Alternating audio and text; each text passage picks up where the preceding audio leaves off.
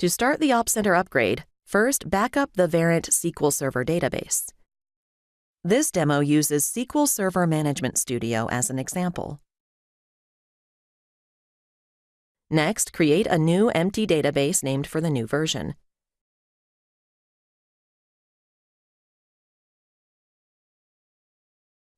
Now, restore or copy the current Op Center database to the new one, such as restore a version 8 database to one named version 10.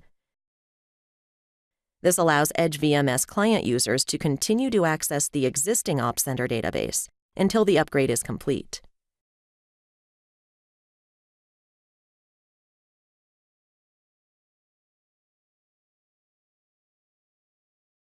The Op Center user guide describes how to convert the restored database to the new version using the Op Center update tools.